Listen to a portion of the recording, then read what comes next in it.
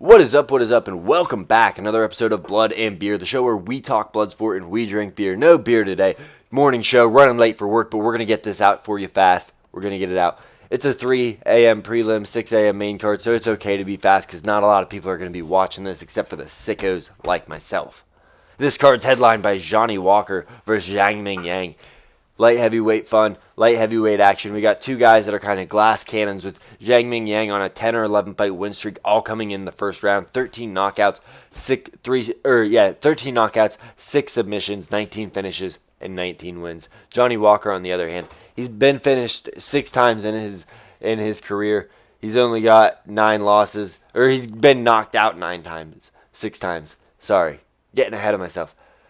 In this fight, the odds makers got it right. They got minus 370 for Zhang Mingyang, plus 280 for Johnny Walker. And Johnny Walker's a beast. The dude is skilled as hell, but he's a bit of a glass cannon. You see how he got booped by Jamal Hill.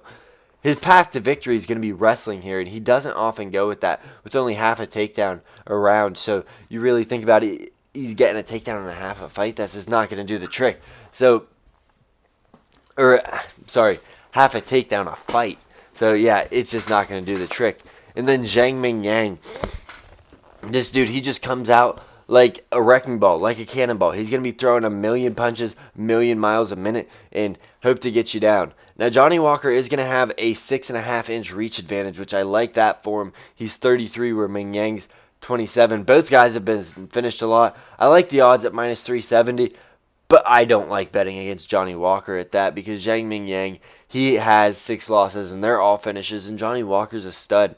He's going to want to get it to the ground. He's got a better ground game than Zhang Mingyang, but I think Zhang Mingyang's going to overwhelm him in the first round. This is going to be a quick fight. And that brings us to our co-main event, a 5-rounder with Brian T. City Ortega taking on Aljo Sterling. Super wide odds in this one here as well. We got Brian Ortega plus 240, Aljo coming back minus 300. And this is going to be a battle of styles on the ground where Brian Ortega is more the jiu-jitsu pull guard, looking for submissions off his back. Aljo Sterling is going to be looking to take your back, looking to go chest to back, chest to chest, pressure wrestle you, find the submission that way. And I think we're going to see some wild scrambles early. With a 5-round fight, though, I think that those wild scrambles are going to start to go away, and these guys are going to realize they're pretty evenly matched on the ground. If not, we're going to see a quick submission where Ortega or Aljo realizes there's levels above the other and finishes them off. But once they realize they're pretty evenly matched, I think we're in for a striking affair. And Aljo's got super wonky striking. It's unorthodox. It's hard to time. It's hard to tell where it's coming from. Ortega, he's got great boxing and an iron chin. The guy doesn't have great defense. I think we're in for an absolute banger. I like Aljo Sterling here, but I wouldn't be surprised in the least bit if Ortega pulled a submission out of his hat. It's just Aljo is so good on the ground, so technically sound. Just it's hard for me to put anything in Aljo against a guy like Ortega over 5 rounds. You give Ortega 5 rounds to work, I could see him getting the submission. And then in the featured fight, we got Sergey Pavlovich, heavyweight action, taking on Waldo Cortez Acosta. Pavlovich minus 255 plus 205 for Waldo Cortez Acosta. And Cortez Acosta might just find himself in a title fight. He's got the longest win streak in the heavyweight division aside from Tom Aspinall, coming off the win over Sergey Spivak. And the guys look great. You know, he's got a knockout over Ryan Spann. He's got great boxing, and Sergey Pavlovich has not looked great lately. Ever since his loss to Tom Aspinall, he goes out there against Alexander Volkov, and he just is unable to pull the trigger, not aggressive enough, and can't get the job done. And then you look at the fight with Rosenstrike. While he gets the job done, he looked sloppy. His shots were very telegraphed. If a guy like Cortez Acosta is popping the jab, it's going to catch him every time because of the way Sergey pulls back every time he throws. He just looks like a much diminished version of himself ever since that loss to Tom Aspinall. Maybe the win against Rosenstrike will get his confidence back and he'll do better in this one. Maybe that'll justify the minus 255 odds, but I love Cortez Acosta at plus 205. That's nasty to me. I love that. So, yeah, I think Cortez Acosta is going to win a fight that goes the decision where he's just piecing up Pavlovich. Pavlovich is going to get frustrated, start blitzing in the 3rd round, but not catching him, just not too much, or too little too late type of thing. And I like the underdog Waldo Cortez Acosta to slip into a title shot because of how weak heavyweight is. They don't want to give it to these other guys that have been sitting at the top and just losing or just not making the UFC look good. At least Waldo Cortez Acosta has a story. Threw a baseball 100 miles an hour. He's a new guy on the block. So, Dominican Republic. Well, what'll you do? What'll you have? But at least he's a story a little better than Yailton Almeida, a little better than Alexander Volkov, who Tom Aspinall already beat. But we'll move right along. We got one of the first one-namers on the card. We have, I think, 4 total one-namers. We got Sumadarji fighting first, and then Mahashete, Rongju, Yija. Anymore? That's all so far. So we got 4 one-namers on the card. Not often you see that. And Sumadarji versus Kevin Borjas, it's going to be a fun fight. It's going to stay on the feet. Neither of these guys shoot takedowns. Kevin Borjas doesn't look like he's got a takedown in his UFC career. Sumadarji may have 1 or 2. And Sumadarji's going for the knockout. He's going to be throwing blistering kicks. He's got power in his hands, too, for a kicker. Kevin Borjas, he's a pressure striker. Wants to get on the inside, put his forehead to your chin, and just start throwing hooks, throwing overhands, trying to get you up against the cage, pressuring you. He might try to go chest to chest, but just a lot of pressure, a lot of volume. He looked great last time out against Ronaldo Rodriguez. Sumadarji, he's lost 3 of his last 4, but he is coming off of the split decision win over Mitch Raposo. And when this guy wins, usually it's a super fun way. The guy that he loses to are wrestlers, and Kevin Borjas, well, I think he can wrestle. He's not a wrestler.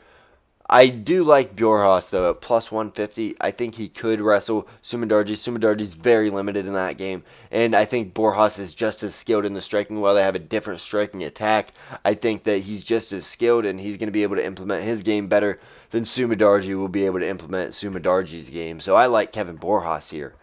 I like him a lot in that fight. And then we got the final fight on the main card.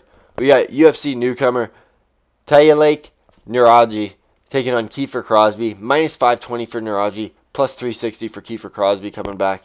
Kiefer Crosby is a volume guy. He throws a 6.3 strikes per minute. He's lost both his UFC fights by submission, but this guy he's going up against in Tayalake. We're going to say that. Taylake? We'll call him Taylake. He's not really a submission artist. He's got 1 submission by armbar in his career. Other than that, 10 knockouts out of his 11 fights. The guy's dynamic. 6'2" for 170 pounds. 24 years old. He's going to have a 5-inch reach advantage. This is Taylake, of course. And he's pretty accurate with the strikes. I think that this is going to be a coming out party for him. But if Kiefer Crosby wants to, he's 35 years old. He's a vet of the game. Don't be surprised if this guy kind of old mans him chest to chest up against the cage. Doesn't let Taylake get his offense off. We see a lot of takedowns, a lot of trips, and it's one of those fights where it's like, oh man, this Taylake guy is great. He just really, really needs to work on his wrestling. Kind of what we saw out of Kai Asakura. But Taylake, 11 fights, 11 finishes. Obviously, you're going to be a favorite there. He was supposed to be in UFC a while ago. He fought on the road to UFC a long while back, I think in 2023. He only had 1 fight on the road to UFC, but didn't get signed, so after winning that fight as well. So what do you do? But yeah, that's Taylake Nuraji. That's the main card.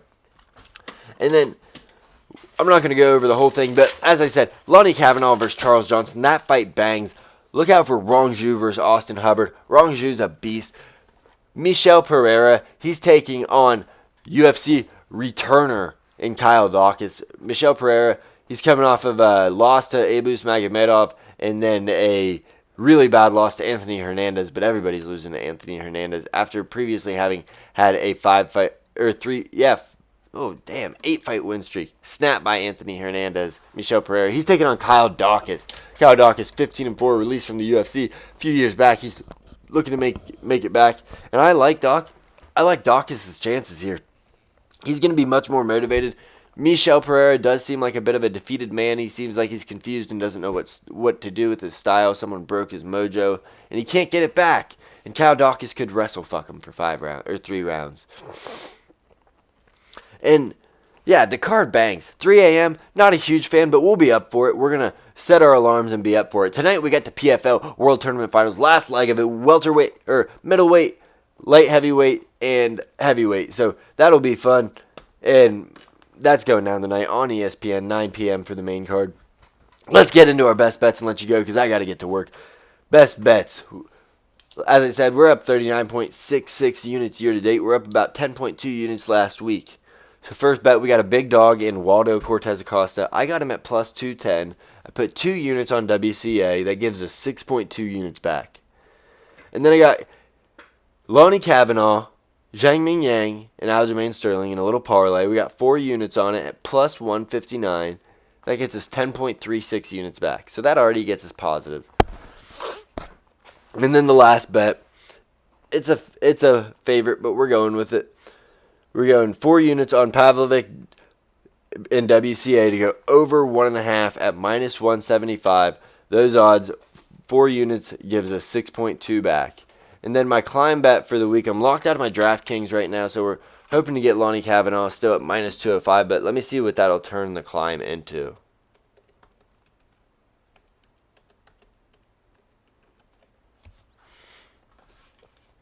Oops. One moment here. I know this is great for audio-only listeners especially. Yeah, minus 205.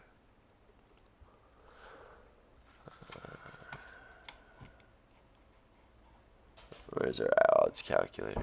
This is going to frustrate me. I need to get this.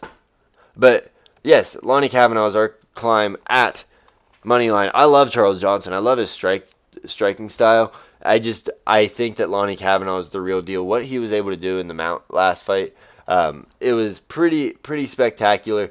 The way he pins the guy down with his knees. In Mount, he stays so tight to the ground while still landing vicious ground and pound. So I like Kavanaugh in that as my climb. So 25-30 will pay out 37.64, and that'll be our 4th leg of the climb. First leg, who was it? No. Last leg, though, we had Carlos Prachas was our last leg.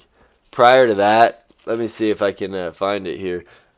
Oh, it was Jean Matsumoto. That one was a little sketchy. I didn't think Jean won it, but anyways, that's all I got for you. Thank you for checking us out. Watch us on YouTube. Follow, like, subscribe, whatever.